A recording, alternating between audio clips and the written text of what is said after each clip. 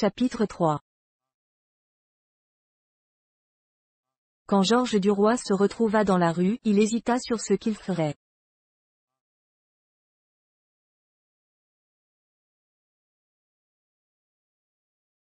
Il avait envie de courir, de rêver, d'aller devant lui en songeant à l'avenir et en respirant l'air doux de la nuit, mais la pensée de la série d'articles demandés par le père Walter le poursuivait, et il se décida à rentrer tout de suite pour se mettre au travail.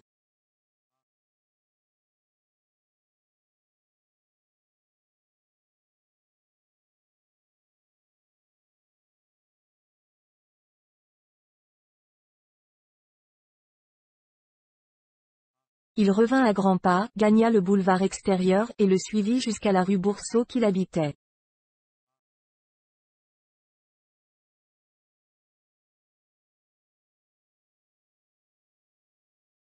Sa maison, haute de 6 étages, était peuplée par 20 petits ménages ouvriers et bourgeois, et il éprouva en montant l'escalier, dont il éclairait avec des allumettes bougies les marches sales où traînaient des bouts de papier, des bouts de cigarettes, des épluchures de cuisine, une écœurante sensation de dégoût et une hâte de sortir de là, de loger comme les hommes riches, en des demeures propres, avec des tapis.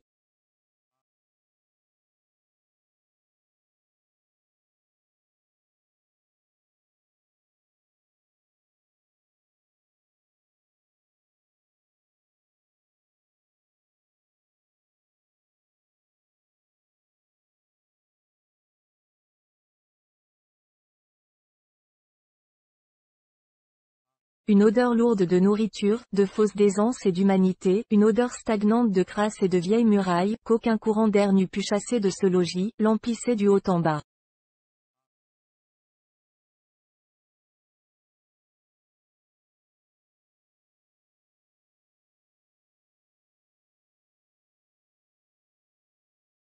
La chambre du jeune homme, au 5e étage, donnait, comme sur un abîme profond, sur l'immense tranchée du chemin de fer de l'Ouest, juste au-dessus de la sortie du tunnel, près de la gare des Batignolles.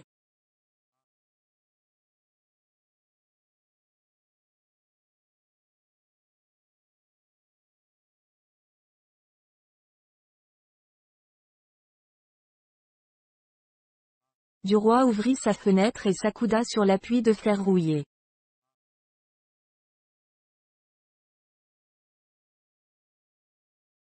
Au-dessous de lui, dans le fond du trou sombre, 3 signaux rouges immobiles avaient l'air de gros yeux de bête, et plus loin on en voyait d'autres, et encore d'autres, encore plus loin.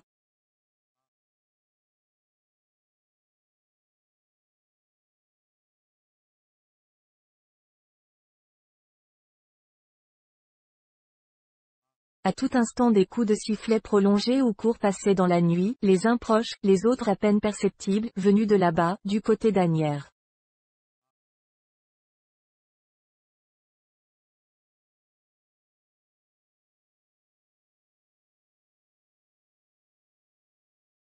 Ils avaient des modulations comme des appels de voix.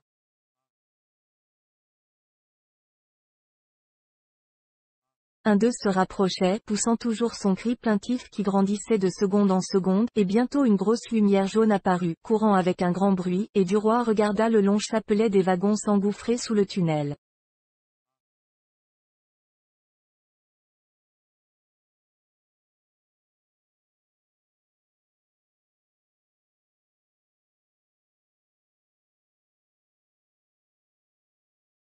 Puis il se dit, allons, au travail. Il posa sa lumière sur sa table, mais au moment de se mettre à écrire, il s'aperçut qu'il n'avait chez lui qu'un cahier de papier à lettres.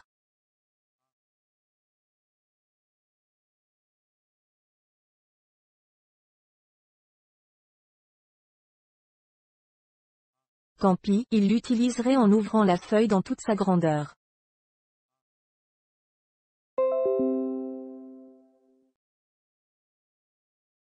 Il trempa sa plume dans l'encre et écrivit en tête, de sa plus belle écriture, souvenir d'un chasseur d'Afrique.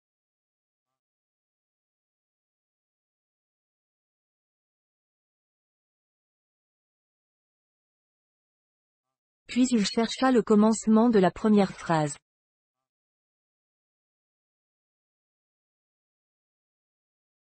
Il restait le front dans sa main, les yeux fixés sur le carré blanc déployé devant lui.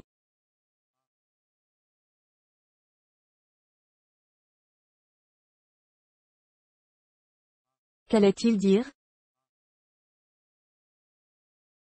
Il ne trouvait plus rien maintenant de ce qu'il avait raconté tout à l'heure, pas une anecdote, pas un fait, rien.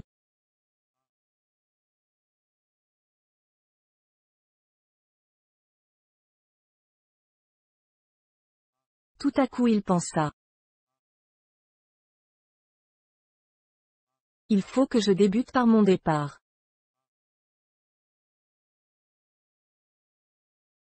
Et il écrivit. C'était en 1874, aux environs du 15 mai, alors que la France épuisée se reposait après les catastrophes de l'année terrible.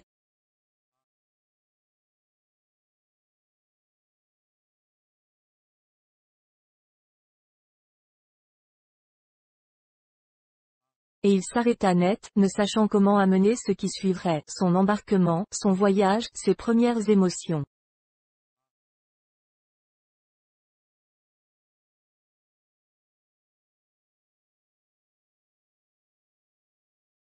Après 10 minutes de réflexion il se décida à remettre au lendemain la page préparatoire du début, et à faire tout de suite une description d'Alger.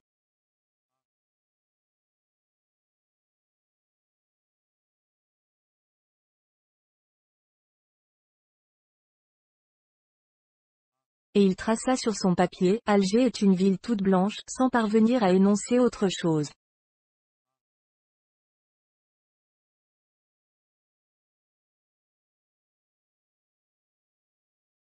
Il revoyait en souvenir la jolie cité claire, dégringolant, comme une cascade de maisons plates, du haut de sa montagne dans la mer, mais il ne trouvait plus un mot pour exprimer ce qu'il avait vu, ce qu'il avait senti.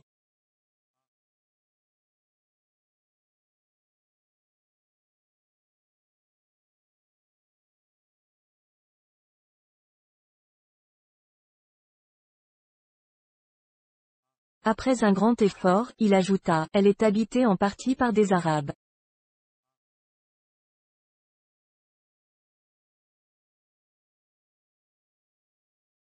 Puis il jeta sa plume sur la table et se leva.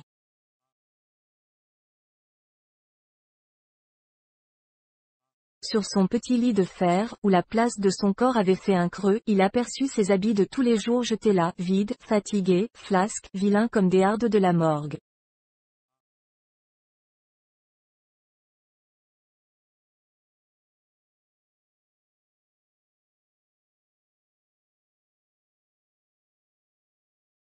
Et, sur une chaise de paille, son chapeau de soie, son unique chapeau, semblait ouvert pour recevoir l'aumône.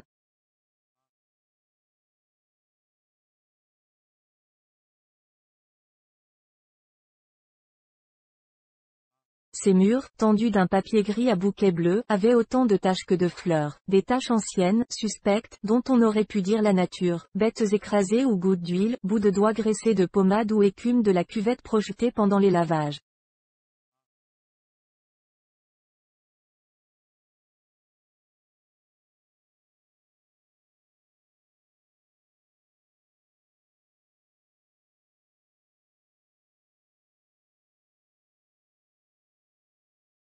Cela sentait la misère honteuse, la misère engarnie de Paris.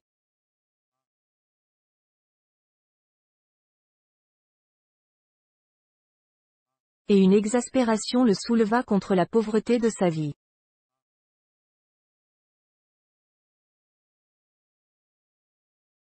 Il se dit qu'il fallait sortir de là, tout de suite, qu'il fallait en finir dès le lendemain avec cette existence besogneuse.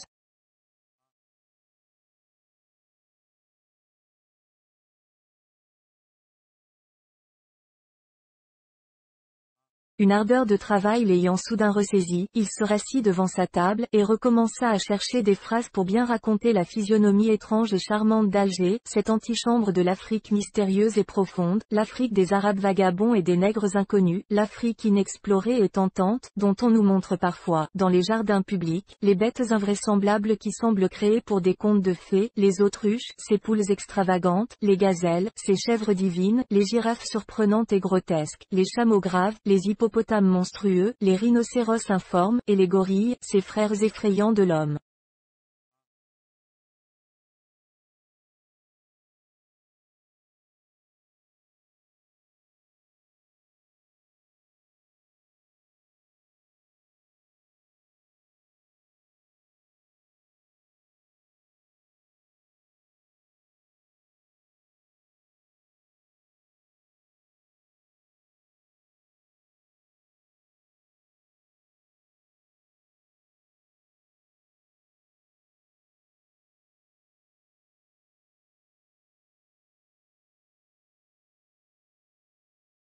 Il sentait vaguement des pensées lui venir, il les aurait dites, peut-être, mais il ne les pouvait point formuler avec des mots écrits.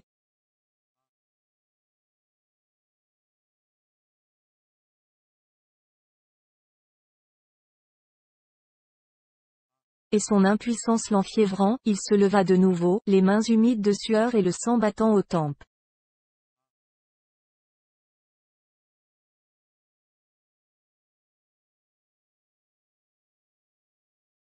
Et ses yeux étant tombés sur la note de sa blanchisseuse, montée, le soir même, par le concierge, il fut saisi brusquement par un désespoir éperdu.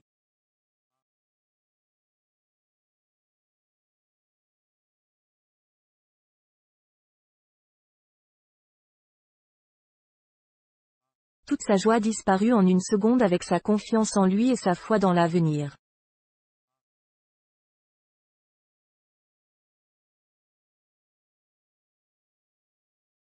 C'était fini, tout était fini, il ne ferait rien, il ne serait rien, il se sentait vide, incapable, inutile, condamné.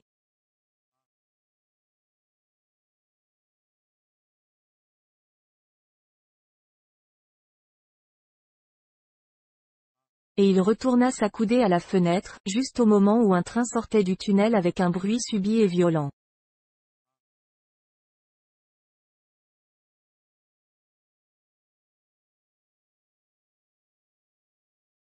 Il s'en allait là-bas, à travers les champs et les plaines, vers la mer.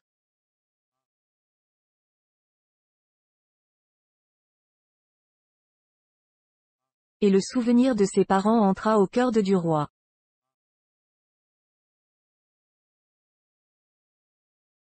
Il allait passer près d'eux, ce convoi, à quelques lieues seulement de leur maison.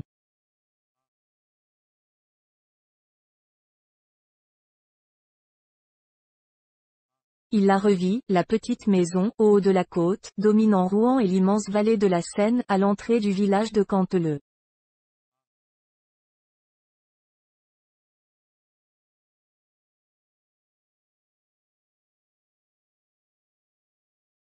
Son père et sa mère tenaient un petit cabaret, une guinguette où les bourgeois des faubourgs venaient déjeuner le dimanche, à la belle vue.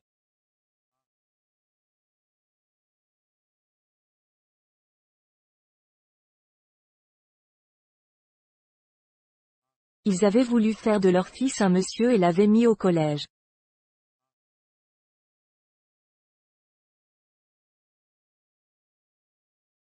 Ses études finies et son baccalauréat manqué, il était parti pour le service avec l'intention de devenir officier, colonel, général.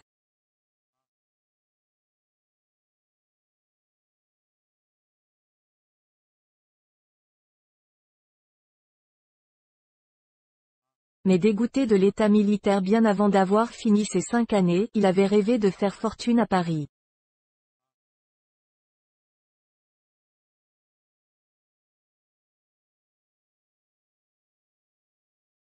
Il y était venu, son temps expiré, malgré les prières du père et de la mère, qui, leur songe envolé, voulaient le garder maintenant.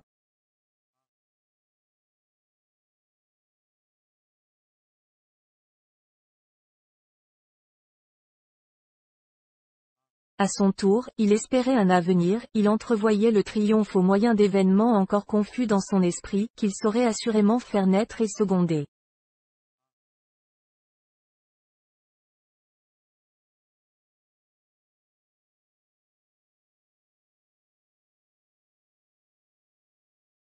Il avait eu au régiment des succès de garnison, des bonnes fortunes faciles et même des aventures dans un monde plus élevé, ayant séduit la fille d'un percepteur, qui voulait tout quitter pour le suivre, et la femme d'un avoué, qui avait tenté de se noyer par désespoir d'être délaissée.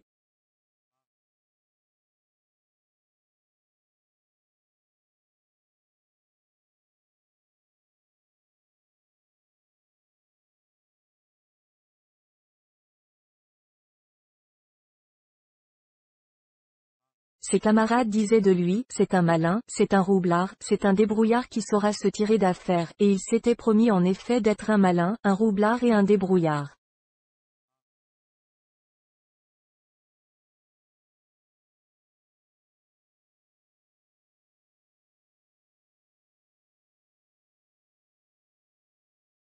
Sa conscience native de Normand, frottée par la pratique quotidienne de l'existence de garnisons, distendue par les exemples de maraudage en Afrique, de bénéfices illicites, de supercheries suspectes, fouettée aussi par les idées d'honneur qui ont cours dans l'armée, par les bravades militaires, les sentiments patriotiques, les histoires magnanimes racontées entre sous-ofs et par la gloriole du métier, était devenue une sorte de boîte à triple fond où l'on trouvait de tout.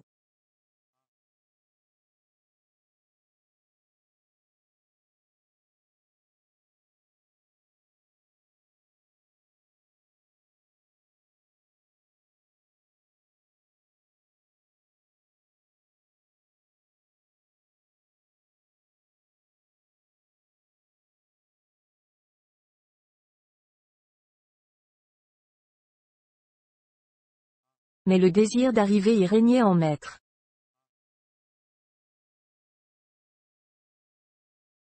Il s'était remis, sans s'en apercevoir, à rêvasser, comme il faisait chaque soir.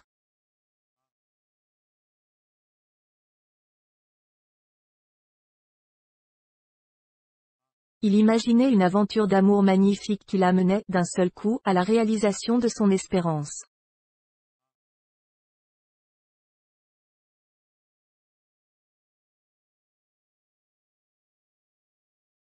Il épousait la fille d'un banquier ou d'un grand seigneur rencontré dans la rue et conquise à première vue.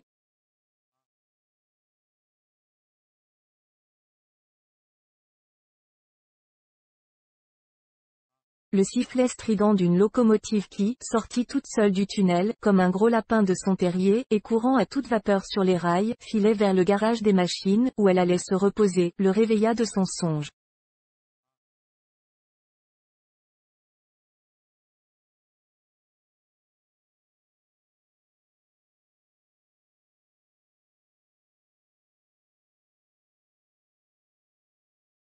Alors, ressaisi par l'espoir confus et joyeux qui hantait toujours son esprit, il jeta, à tout hasard, un baiser dans la nuit, un baiser d'amour vers l'image de la femme attendue, un baiser de désir vers la fortune convoitée.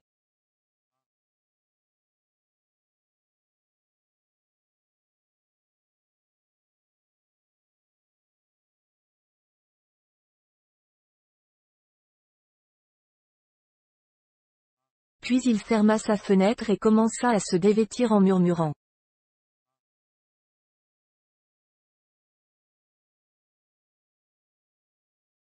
Bah, je serai mieux disposé demain matin.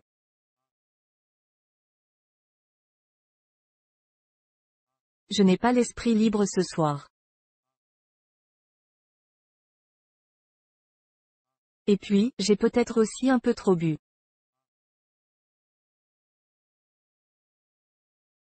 On ne travaille pas bien dans ces conditions-là.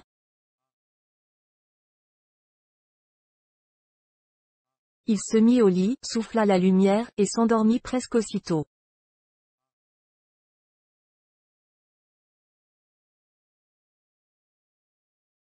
Il se réveilla de bonne heure, comme on s'éveille au jour d'espérance vive ou de soucis, et, sautant du lit, il alla ouvrir sa fenêtre pour avaler une bonne tasse d'air frais, comme il disait.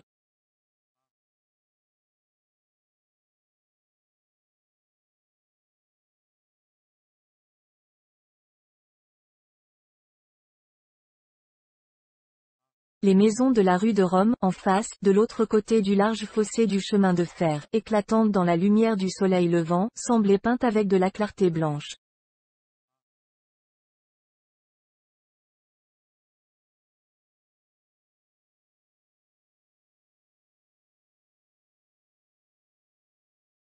Sur la droite, au loin, on apercevait les coteaux d'Argenteuil, les hauteurs de Sannois et les moulins d'Orgemont dans une brume bleuâtre et légère, semblable à un petit voile flottant et transparent qui aurait été jeté sur l'horizon.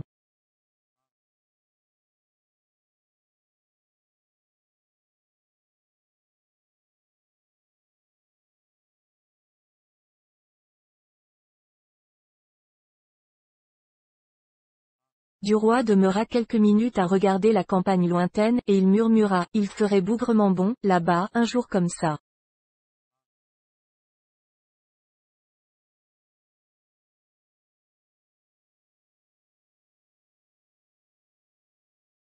Puis il songea qu'il lui fallait travailler, et tout de suite, et aussi envoyer, moyennant 10 sous, le fils de sa concierge dire à son bureau qu'il était malade.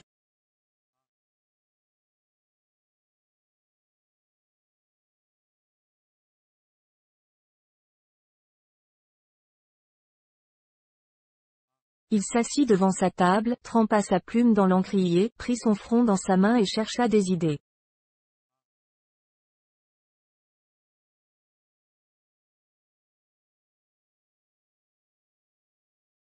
Ce fut en vain. Rien ne venait. Il ne se découragea pas cependant. Il pensa, bah, je n'en ai pas l'habitude.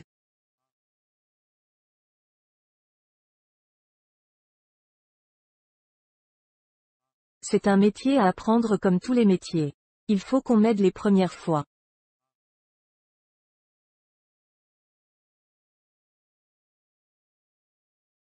Je vais trouver Forestier, qui me mettra mon article sur pied en 10 minutes.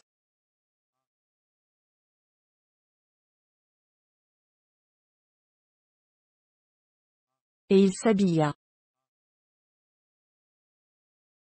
Quand il fut dans la rue, il jugea qu'il était encore trop tôt pour se présenter chez son ami qui devait dormir tard.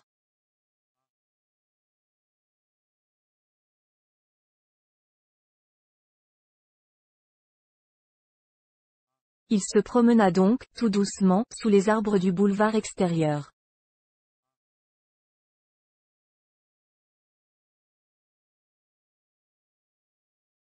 Il n'était pas encore 9 heures, et il gagna le parc Monceau tout frais de l'humidité des arrosages.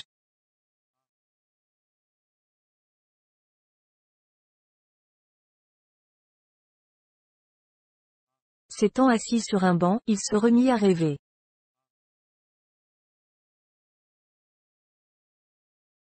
Un jeune homme allait et venait devant lui, très élégant, attendant une femme sans doute.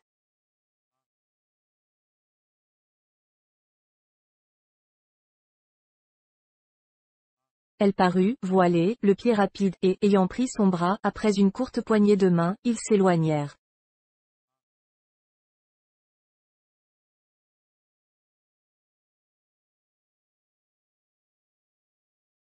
Un tumultueux besoin d'amour entra au cœur de Duroy, un besoin d'amour distingué, parfumé, délicate.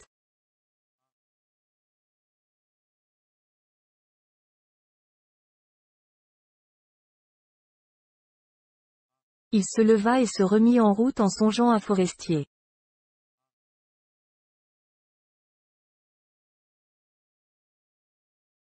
Avait-il de la chance, celui-là? Il arriva devant sa porte au moment où son ami sortait.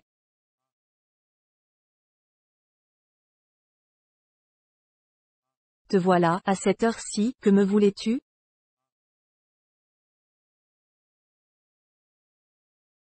Duroy, troublé de le rencontrer ainsi comme il s'en allait, balbutia.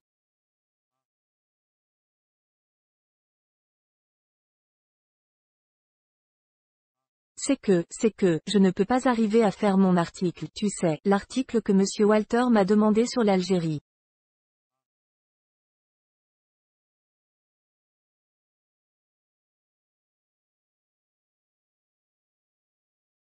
Ça n'est pas bien étonnant, étant donné que je n'ai jamais écrit.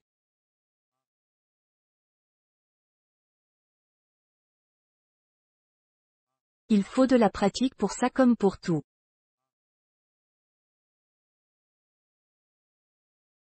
Je m'y ferai bien vite, j'en suis sûr, mais, pour débuter, je ne sais pas comment m'y prendre.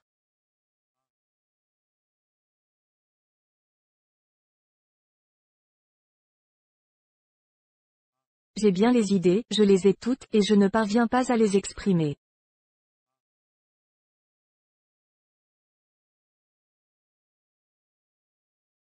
Il s'arrêta, hésitant un peu. Forestier souriait avec malice, je connais ça.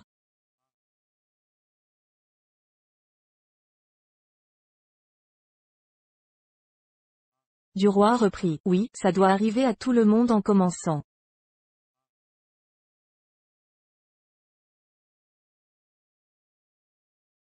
Eh bien, je venais te demander un coup de main.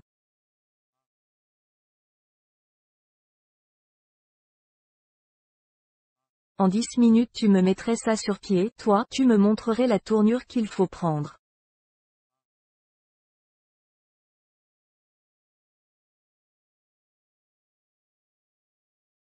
Tu me donnerais là une bonne leçon de style, et sans toi, je ne m'en tirerais pas.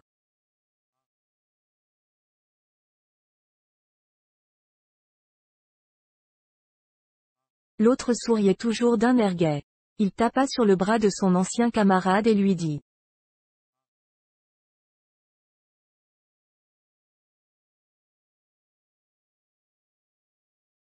Va-t'en trouver ma femme, elle t'arrangera ton affaire aussi bien que moi.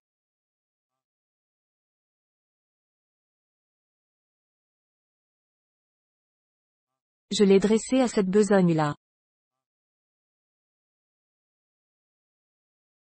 Moi, je n'ai pas le temps ce matin, sans quoi je l'aurais fait bien volontiers.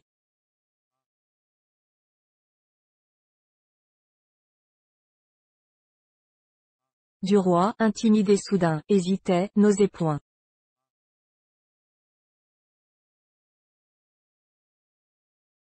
Mais à cette heure-ci, je ne peux pas me présenter devant elle?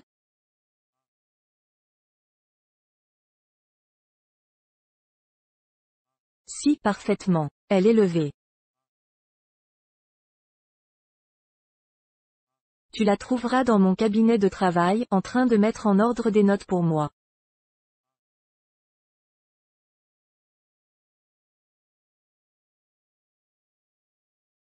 L'autre refusait de monter. Non, ça n'est pas possible.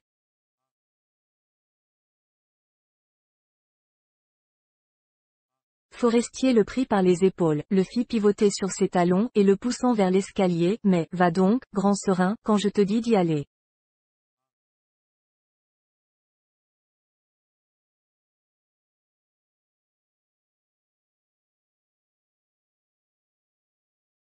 Tu ne vas pas me forcer à regrimper mes 3 étages pour te présenter et expliquer ton cas.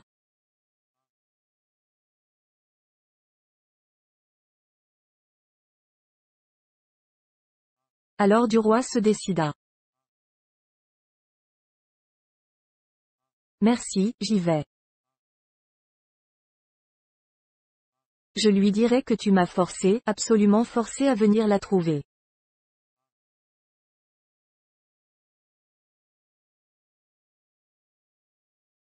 Oui, elle ne te mangera pas, sois tranquille.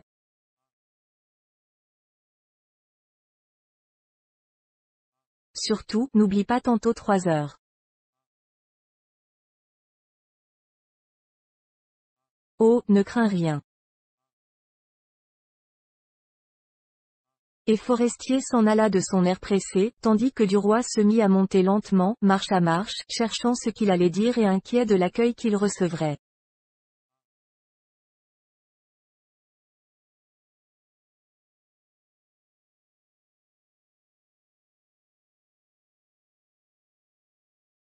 Le domestique vint lui ouvrir. Il avait un tablier bleu et tenait un balai dans ses mains.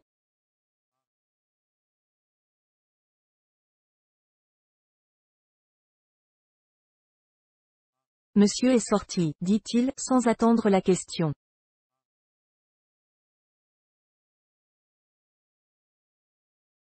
Duroy insista, demandez à Madame Forestier si elle peut me recevoir, et prévenez-la que je viens de la part de son mari, que j'ai rencontré dans la rue.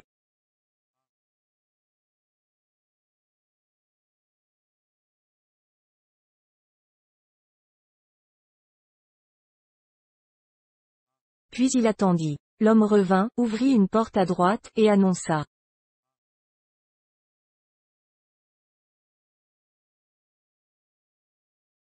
Madame attend monsieur. Elle était assise sur un fauteuil de bureau, dans une petite pièce dont les murs se trouvaient entièrement cachés par des livres bien rangés sur des planches de bois noir.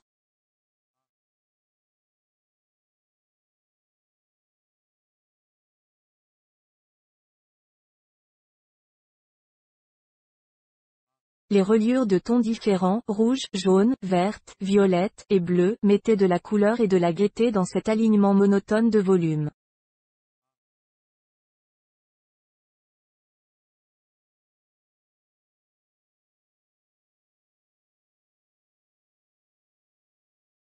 Elle se retourna, souriant toujours, enveloppée d'un peignoir blanc garni de dentelle, et elle tendit sa main, montrant son bras nu dans la manche largement ouverte.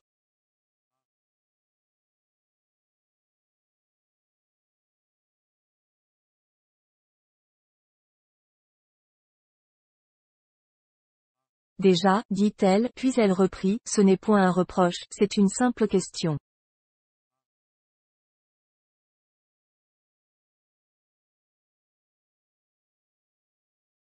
Il balbutia, oh, madame, je ne voulais pas monter, mais votre mari, que j'ai rencontré en bas, m'y a forcé.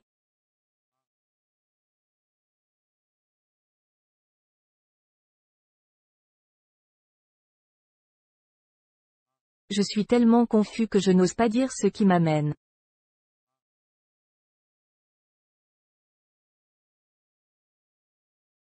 Elle montrait un siège. Asseyez-vous et parlez. Elle maniait entre deux doigts une plume d'oie en la tournant agilement, et, devant elle, une grande page de papier demeurait écrite à moitié, interrompue à l'arrivée du jeune homme.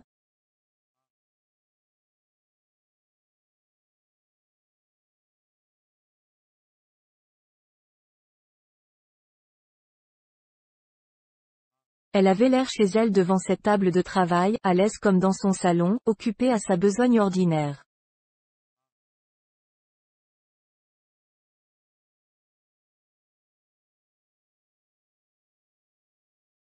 Un parfum léger s'envolait du peignoir, le parfum frais de la toilette récente.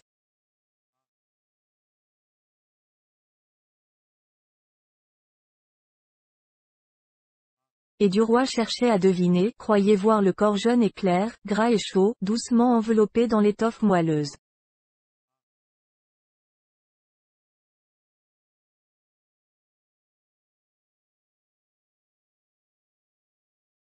Elle reprit, comme il ne parlait pas, eh bien, dites, qu'est-ce que c'est?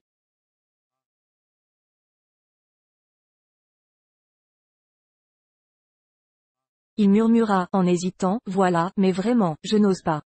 C'est que j'ai travaillé hier soir très tard, et ce matin, très tôt, pour faire cet article sur l'Algérie que monsieur Walter m'a demandé, et je n'arrive à rien de bon, j'ai déchiré tous mes essais.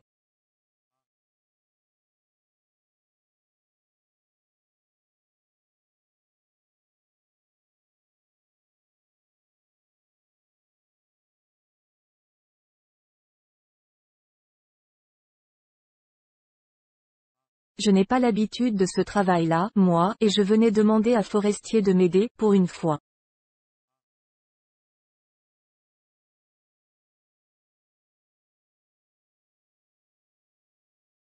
Elle l'interrompit, en riant de tout son cœur, heureuse, joyeuse et flattée.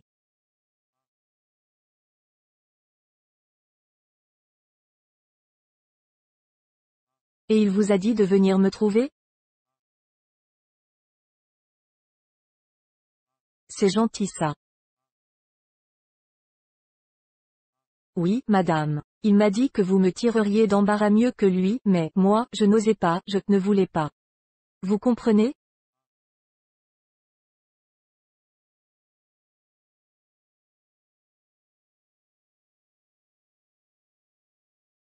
Elle se leva. Ça va être charmant de collaborer comme ça.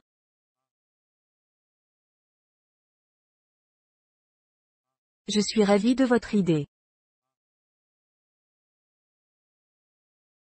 Tenez, asseyez-vous à ma place, car on connaît mon écriture au journal.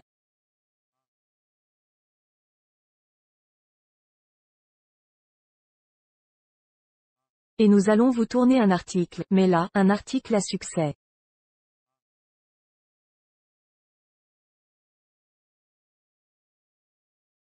Il s'assit, prit une plume, étala devant lui une feuille de papier et attendit.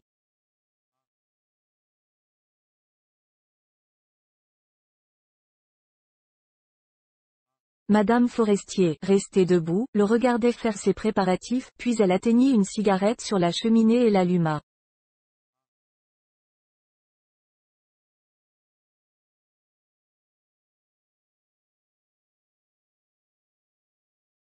Je ne puis pas travailler sans fumer, dit-elle.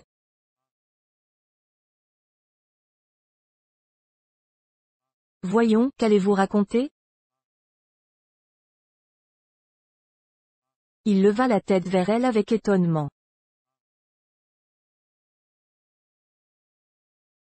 Mais je ne sais pas, moi, puisque je suis venu vous trouver pour ça.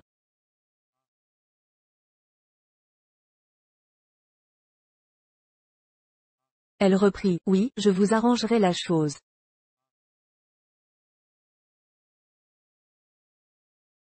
Je ferai la sauce, mais il me faut le plat.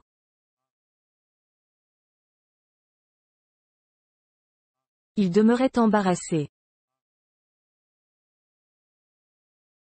Enfin il prononça avec hésitation, je voudrais raconter mon voyage depuis le commencement.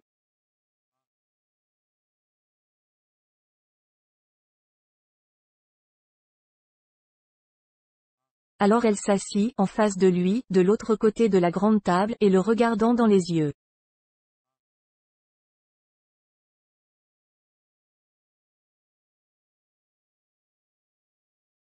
Eh bien, racontez-le-moi d'abord, pour moi toute seule, vous entendez, bien doucement, sans rien oublier, et je choisirai ce qu'il faut prendre.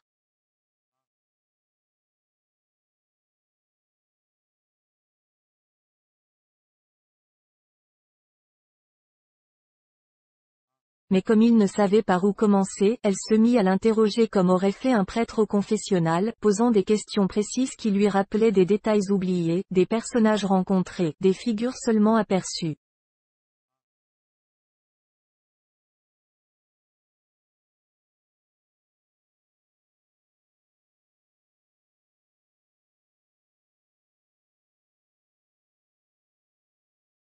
Quand elle l'eut contraint à parler ainsi pendant un petit quart d'heure, elle l'interrompit tout à coup, maintenant, nous allons commencer.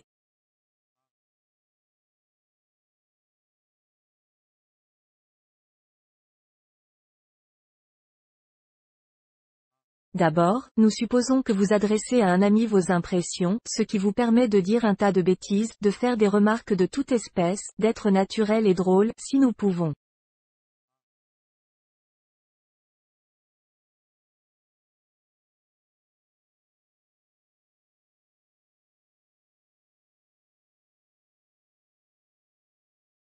Commencez. Mon cher Henri, tu veux savoir ce que c'est que l'Algérie, tu le sauras.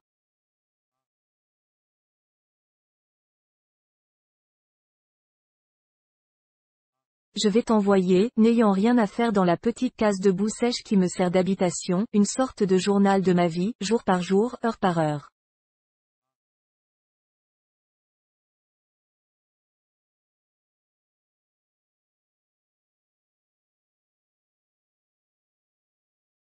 Ce sera un peu vif quelquefois, tant pis, tu n'es pas obligé de le montrer aux dames de ta connaissance.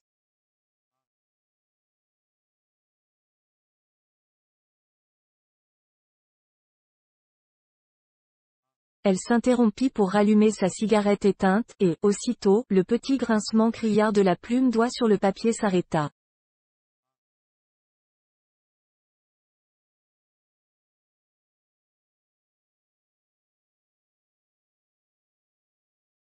Nous continuons, dit-elle. L'Algérie est un grand pays français sur la frontière des grands pays inconnus qu'on appelle le désert, le Sahara, l'Afrique centrale, etc., etc.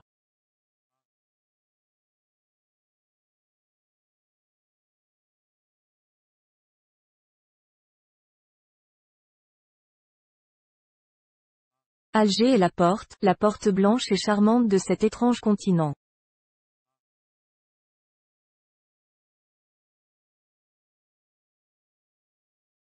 Mais d'abord il faut y aller, ce qui n'est pas rose pour tout le monde.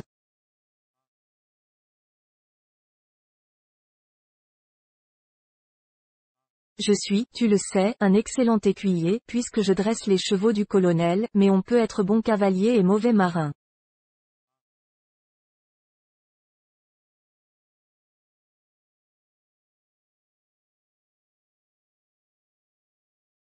C'est mon cas.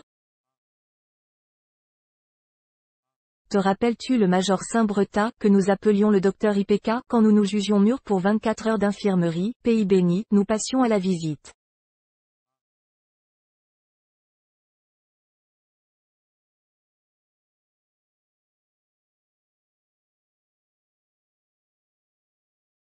Il était assis sur sa chaise, avec ses grosses cuisses ouvertes dans son pantalon rouge, les mains sur ses genoux, les bras formant pont, le cou dans l'air, et il roulait ses gros yeux de loto en mordillant sa moustache blanche.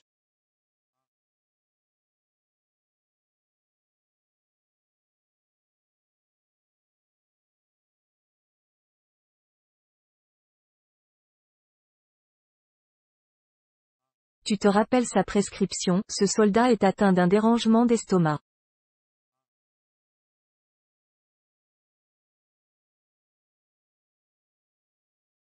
Administrez-lui le vomitif NDEG, 3 selon ma formule, puis 12 heures de repos, il ira bien.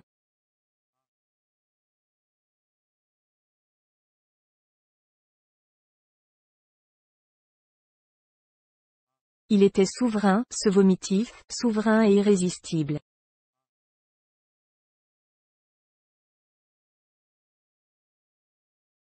On l'avalait donc, puisqu'il le fallait.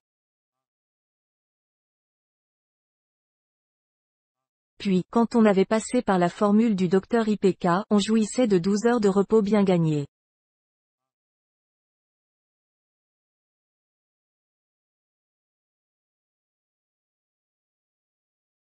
Eh bien, mon cher, pour atteindre l'Afrique, il faut subir, pendant 40 heures, une autre sorte de vomitif irrésistible, selon la formule de la compagnie transatlantique.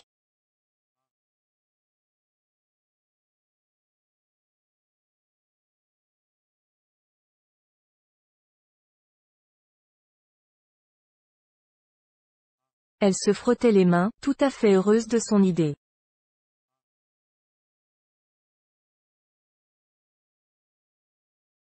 Elle se leva et se mit à marcher, après avoir allumé une autre cigarette, et elle dictait, en soufflant des filets de fumée qui sortaient d'abord tout droit d'un petit trou rond au milieu de ses lèvres serrées, puis s'élargissant, s'évaporer en laissant par place, dans l'air, des lignes grises, une sorte de brume transparente, une buée pareille à des fils d'araignée.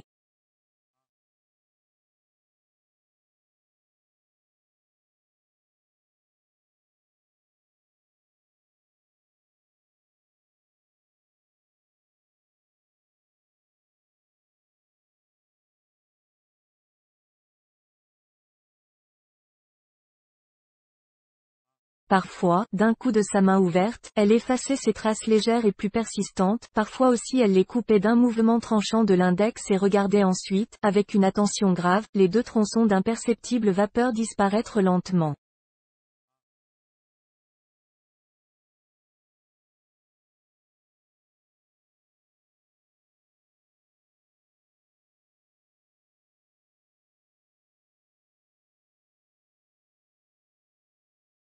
Et Duroy, les yeux levés, suivait tous ses gestes, toutes ses attitudes, tous les mouvements de son corps et de son visage occupé à ce jeu vague qui ne prenait point sa pensée.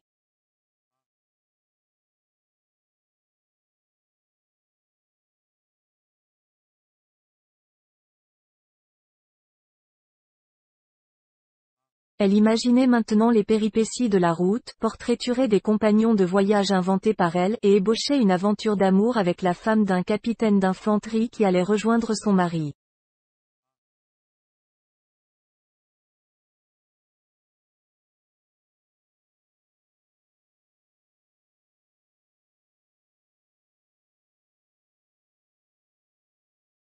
Puis, s'étant assise, elle interrogea Duroy sur la topographie de l'Algérie, qu'elle ignorait absolument.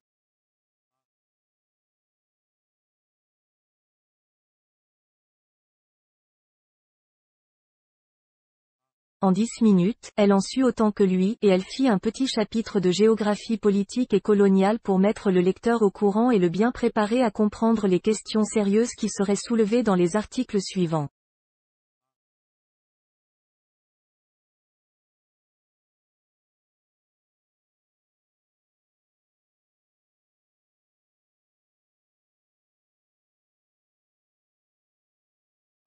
Puis elle continua par une excursion dans la province d'Oran, une excursion fantaisiste, où il était surtout question des femmes, des Mauresques, des Juifs, des Espagnols.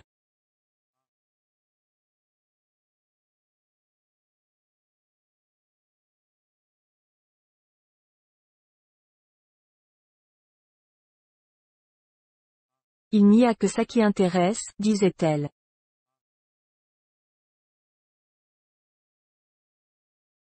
Elle termina par un séjour à Saïda, au pied des hauts plateaux, et par une jolie petite intrigue entre le sous-officier Georges Duroy et une ouvrière espagnole employée à la manufacture d'Alpha de Ain el Hadjar.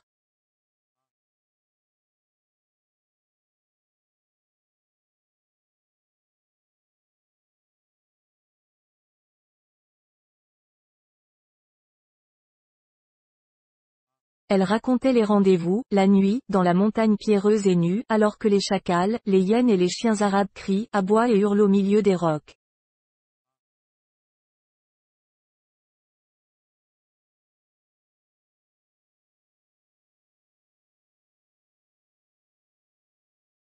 Et elle prononça d'une voix joyeuse, la suite à demain.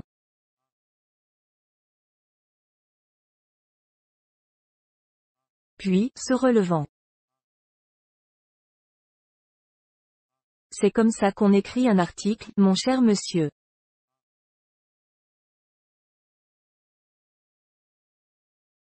Signez, s'il vous plaît. Il hésitait. Mais signez donc. Alors, il se mit à rire, et écrivit au bas de la page, Georges Duroy.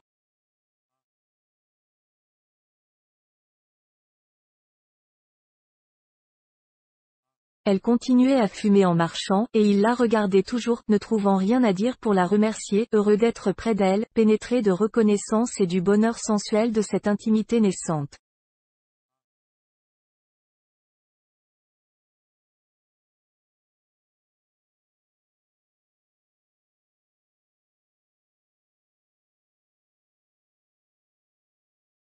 Il lui semblait que tout ce qui l'entourait faisait partie d'elle, tout, jusqu'au mur couvert de livres.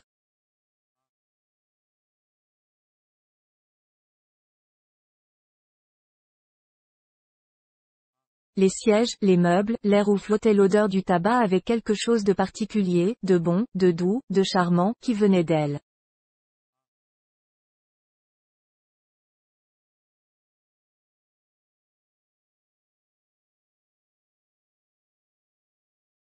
Brusquement elle demanda, qu'est-ce que vous pensez de mon amie Madame de Marelle?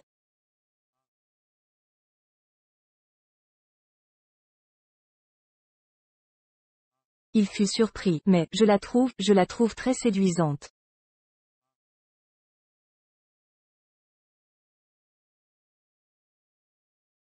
N'est-ce pas? Oui, certainement. Il avait envie d'ajouter, mais pas autant que vous, il n'osa point.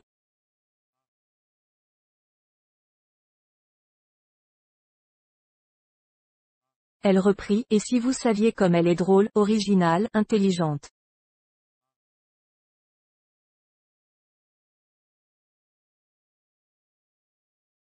C'est une bohème, par exemple, une vraie bohème.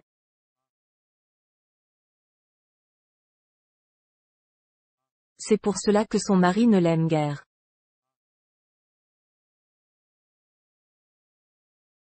Il ne voit que le défaut et n'apprécie point les qualités.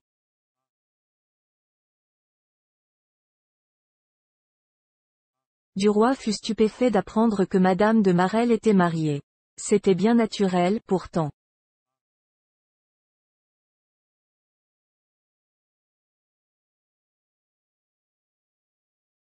Il demanda, tiens, elle est mariée? Et qu'est-ce que fait son mari?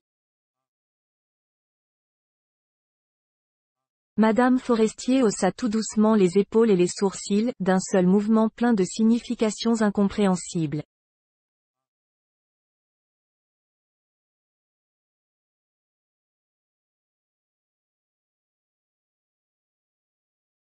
Oh, il est inspecteur de la ligne du Nord.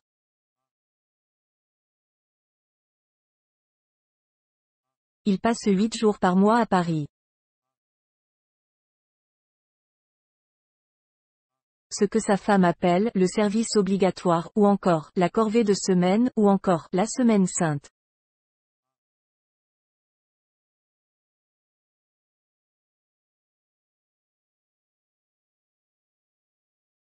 Quand vous la connaîtrez mieux, vous verrez comme elle est fine et gentille.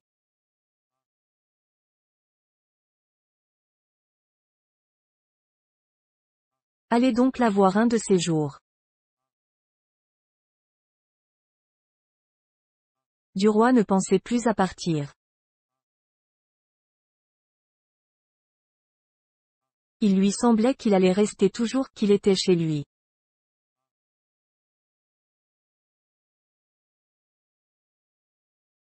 Mais la porte s'ouvrit sans bruit et un grand monsieur s'avança, qu'on n'avait point annoncé.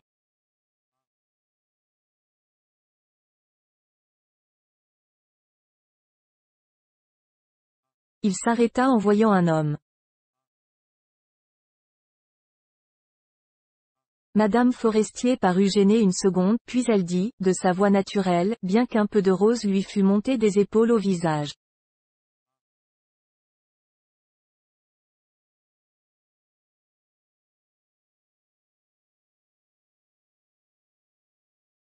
Mais entrez donc, mon cher. Je vous présente un bon camarade de Charles, monsieur Georges Duroy, un futur journaliste.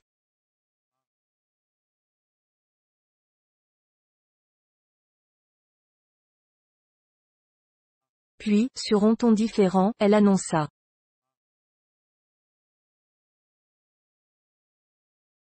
Le meilleur et le plus intime de nos amis, le comte de Vaudrec.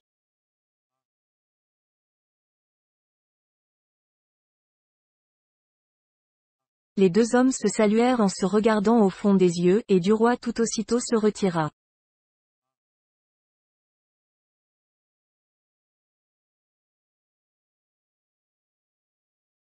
On ne le retint pas. Il balbutia quelques remerciements, serra la main tendue de la jeune femme, s'inclina encore devant le nouveau venu, qui gardait un visage froid et sérieux d'homme du monde, et il sortit tout à fait troublé, comme s'il venait de commettre une sottise.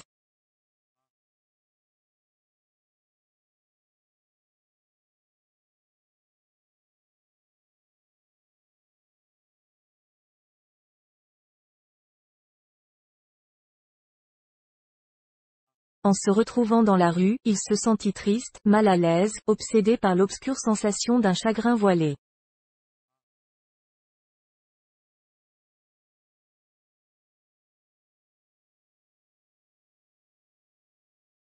Il allait devant lui, se demandant pourquoi cette mélancolie subite lui était venue.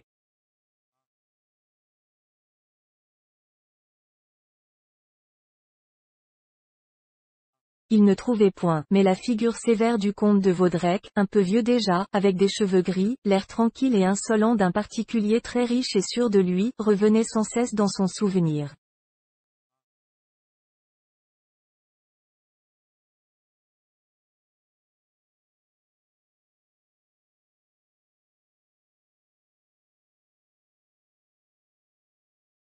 Et il s'aperçut que l'arrivée de cet inconnu, brisant un tête-à-tête charmant où son cœur s'accoutumait déjà, avait fait passer en lui cette impression de froid et de désespérance qu'une parole entendue, une misère entrevue, les moindres choses parfois suffisent à nous donner.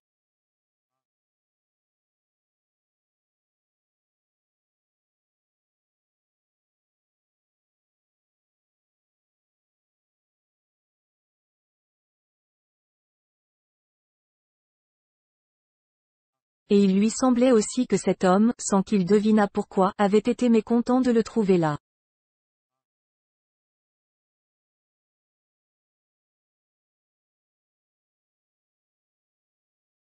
Il n'avait plus rien à faire jusqu'à 3 heures, et il n'était pas encore midi.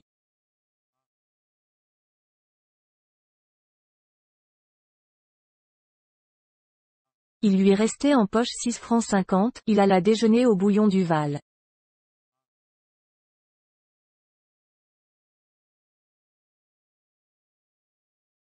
Puis il rôda sur le boulevard, et comme 3 heures sonnaient, il monta l'escalier réclame de la vie française.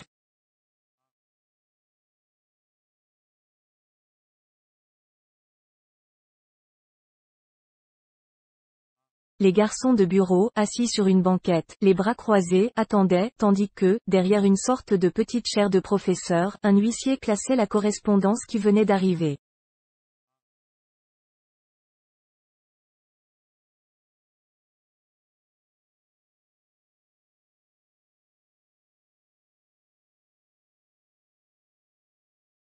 La mise en scène était parfaite pour en imposer aux visiteurs.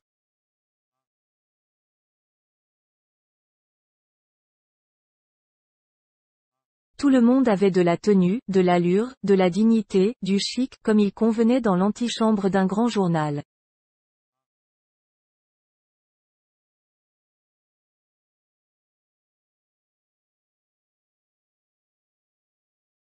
Du roi demanda, Monsieur Walter, s'il vous plaît?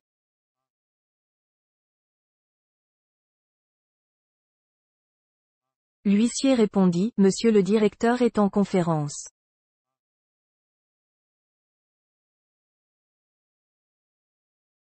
Si monsieur veut bien s'asseoir un peu, et il indiqua le salon d'attente, déjà plein de monde.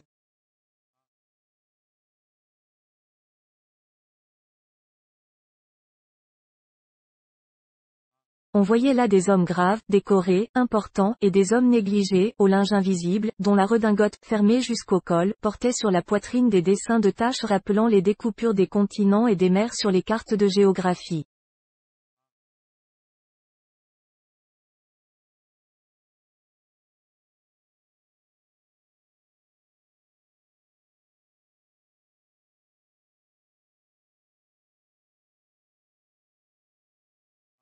Trois femmes étaient mêlées à ces gens. Une d'elles était jolie, souriante, parée, et avait l'air d'une cocotte. Sa voisine, au masque tragique, ridé, parée aussi d'une façon sévère, portait ce quelque chose de fripé, d'artificiel qu'ont, en général, les anciennes actrices, une sorte de fausse jeunesse éventée comme un parfum d'amour ranci.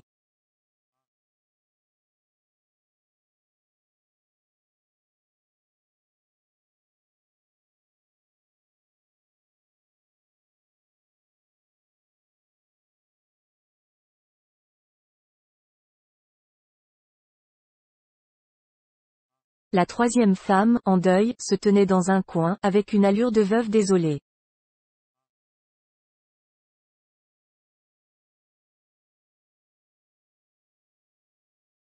Du roi pensa qu'elle venait demander l'aumône.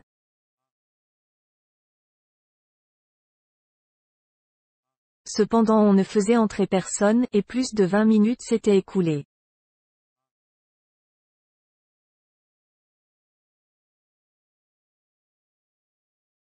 Alors du roi eut une idée, et, retournant trouver l'huissier, Monsieur Walter m'a donné rendez-vous à 3 heures, dit-il.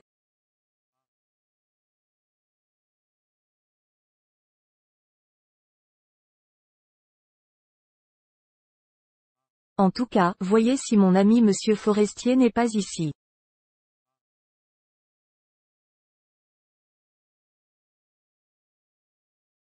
Alors on le fit passer par un long corridor qui l'amena dans une grande salle où 4 messieurs écrivaient autour d'une large table verte.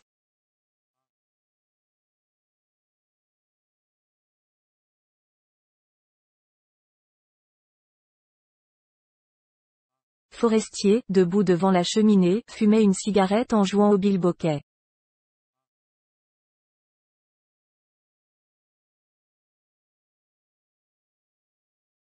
Il était très adroit à ce jeu et piquait à tout coup la bille énorme en buis jaune sur la petite pointe de bois.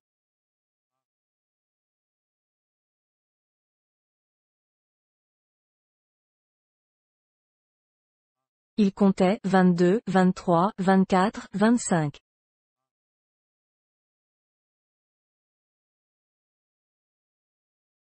Du roi prononça, 26.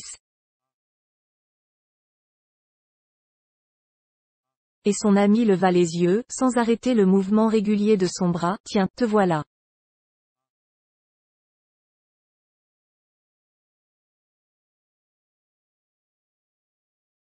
Hier, j'ai fait 57 coups de suite.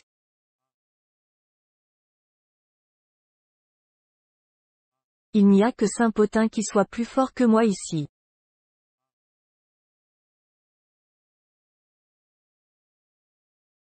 As-tu vu le patron? Il n'y a rien de plus drôle que de regarder cette vieille bedole de Norbert jouer au bilboquet.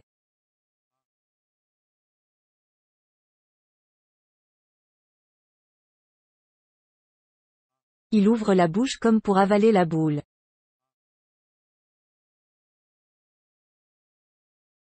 Un des rédacteurs tourna la tête vers lui.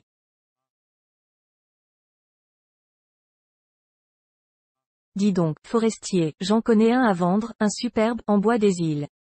Il a appartenu à la reine d'Espagne, à ce qu'on dit.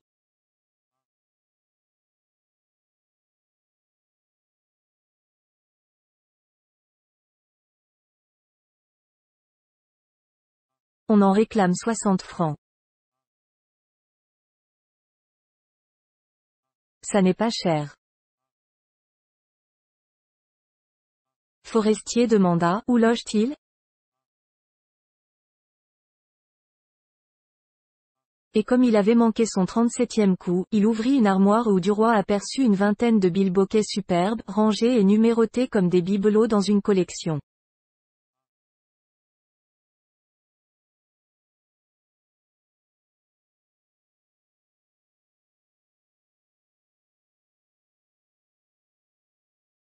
Puis ayant posé son instrument à sa place ordinaire, il répéta.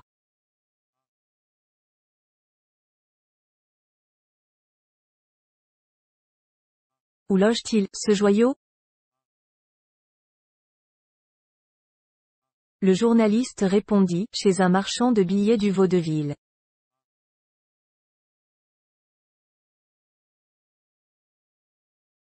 Je t'apporterai la chose demain, si tu veux.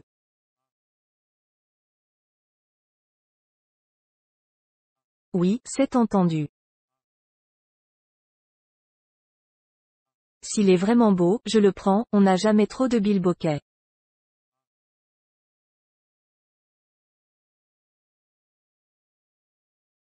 Puis se tournant vers Duroy.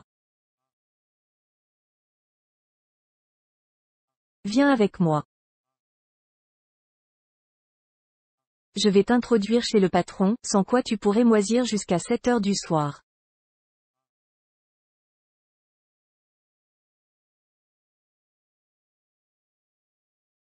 Ils retraversèrent le salon d'attente, où les mêmes personnes demeuraient dans le même ordre.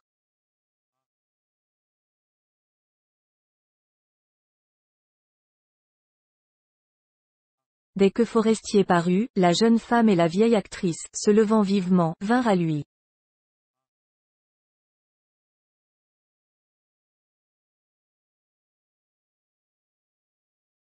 Il les emmena, l'une après l'autre, dans l'embrasure de la fenêtre, et, bien qu'ils prissent soin de causer à voix basse, Duroy remarqua qu'ils les tutoyaient l'une et l'autre.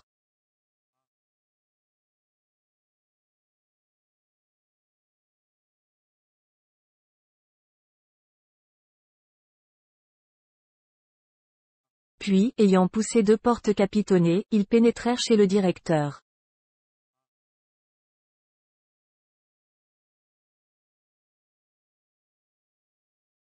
La conférence, qui durait depuis 1 heure, était une partie d'écarté avec quelques-uns de ces messieurs à chapeau plat que Duroy avait remarqué la veille.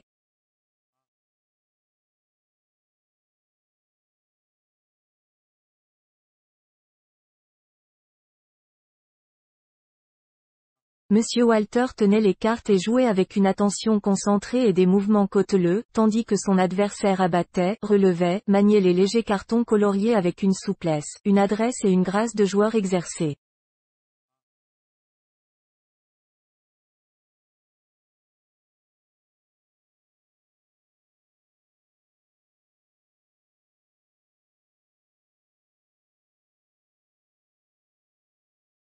Norbert de Varenne écrivait un article, assis dans le fauteuil directorial.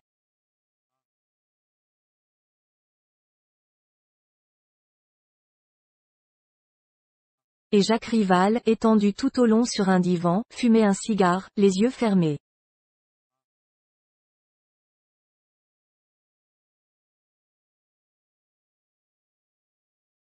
On sentait là-dedans le renfermé, le cuir des meubles, le vieux tabac et l'imprimerie, on sentait cette odeur particulière des salles de rédaction que connaissent tous les journalistes.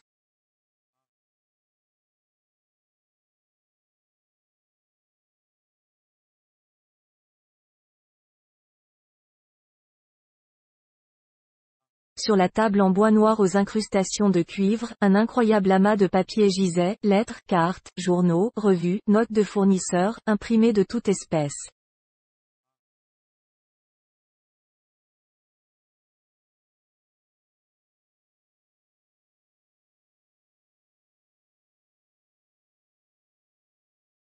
Forestier serra les mains des parieurs debout derrière les joueurs, et sans dire un mot regarda la partie, puis, dès que le père Walter eut gagné, il présenta.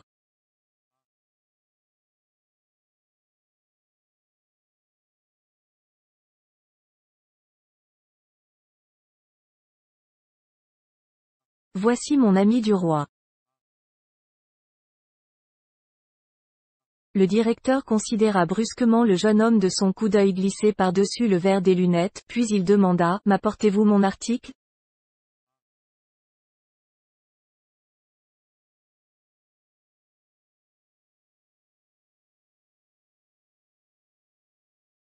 Ça irait très bien aujourd'hui, en même temps que la discussion Morel.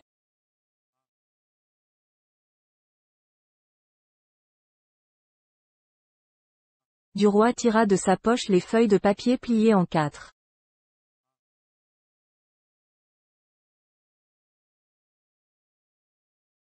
Voici, monsieur.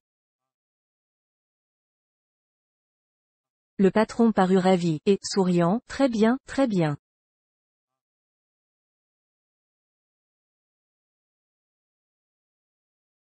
Vous êtes de parole.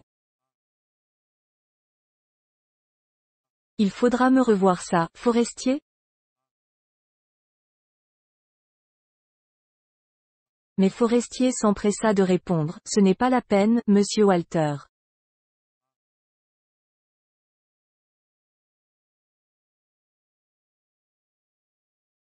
J'ai fait la chronique avec lui pour lui apprendre le métier.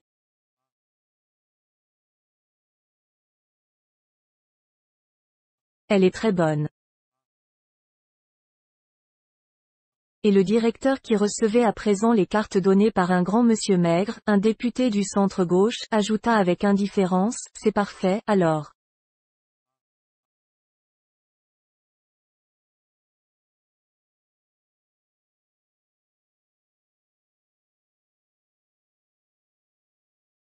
Forestier ne le laissa pas commencer sa nouvelle partie, et, se baissant vers son oreille, vous savez que vous m'avez promis d'engager Duroy pour remplacer Marambo.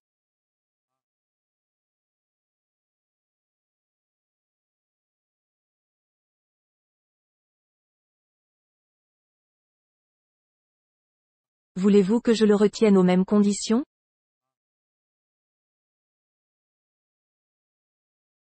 Oui, parfaitement. Et prenant le bras de son ami, le journaliste l'entraîna pendant que monsieur Walter se remettait à jouer.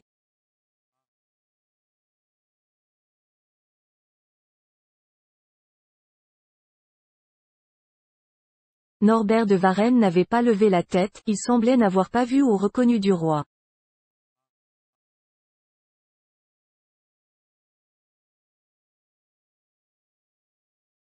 Jacques Rival, au contraire, lui avait serré la main avec une énergie démonstrative et voulu de bons camarades sur qui on peut compter en cas d'affaire.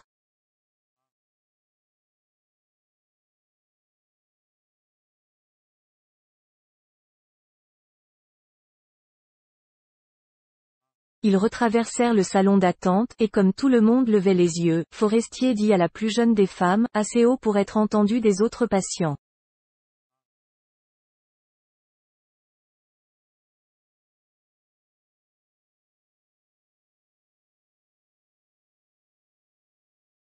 Le directeur va vous recevoir tout à l'heure.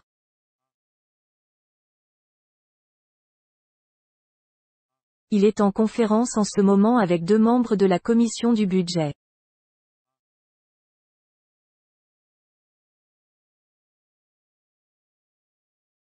Puis il passa vivement, d'un air important et pressé, comme s'il allait rédiger aussitôt une dépêche de la plus extrême gravité.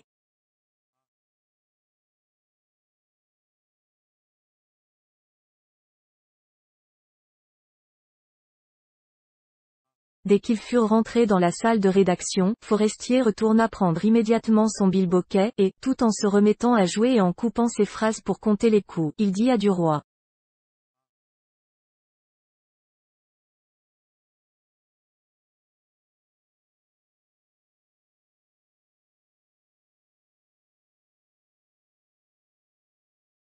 Voilà. Tu viendras ici tous les jours à 3 heures et je te dirai les courses et les visites qu'il faudra faire, soit dans le jour, soit dans la soirée, soit dans la matinée. 1. Je vais te donner d'abord une lettre d'introduction pour le chef du premier bureau de la préfecture de police. 2. Qui te mettra en rapport avec un de ses employés.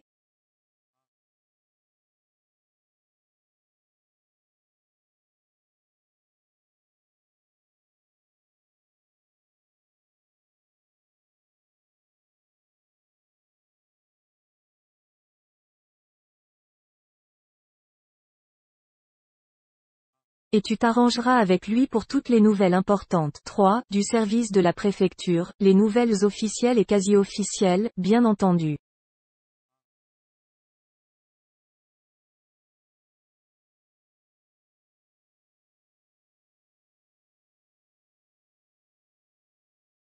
Pour tout le détail, tu t'adresseras à Saint-Potin, qui est au courant. 4. Tu le verras tout à l'heure ou demain.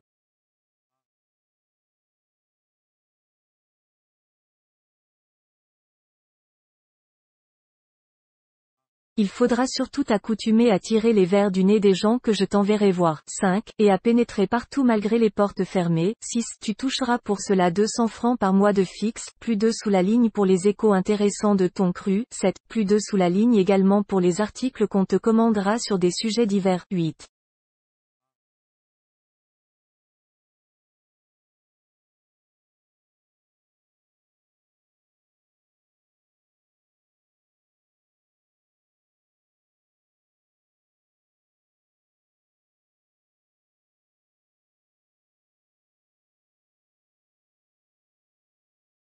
Puis il ne fit plus attention qu'à son jeu, et il continua à compter lentement. 9, 10, 11, 12, 13.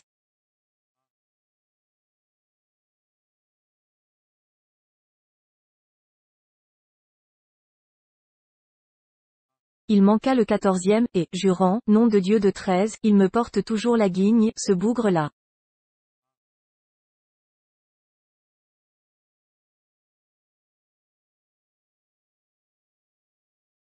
Je mourrai un 13 certainement. Un des rédacteurs qui avait fini sa besogne prit à son tour un bilboquet dans l'armoire.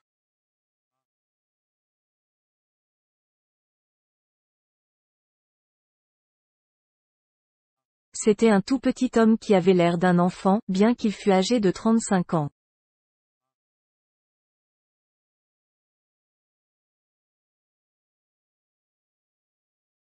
Et plusieurs autres journalistes étant entrés, ils allèrent l'un après l'autre chercher le joujou qui leur appartenait.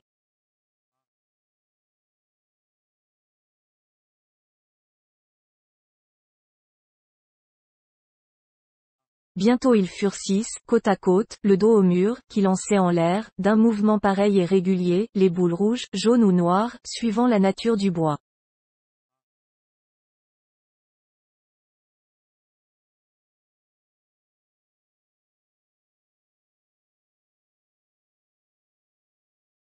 Et une lutte s'étant établie, les deux rédacteurs qui travaillaient encore se levèrent pour juger les coups.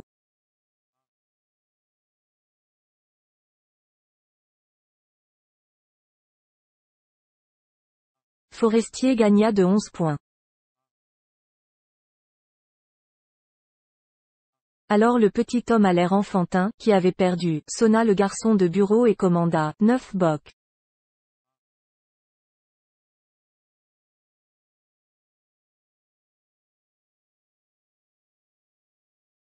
Et ils se remirent à jouer en attendant les rafraîchissements.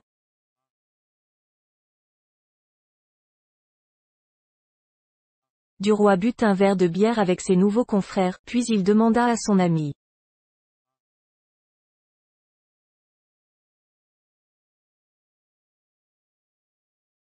Que faut-il que je fasse? L'autre répondit, je n'ai rien pour toi aujourd'hui.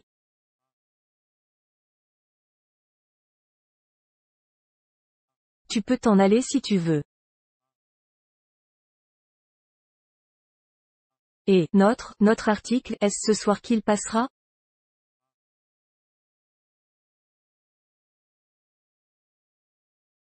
Oui, mais ne t'en occupe pas, je corrigerai les épreuves.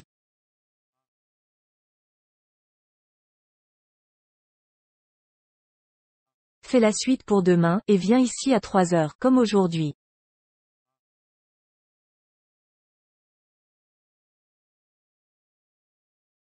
Et du roi, ayant serré toutes les mains sans savoir même le nom de leur possesseur, redescendit le bel escalier, le cœur joyeux et l'esprit allègre.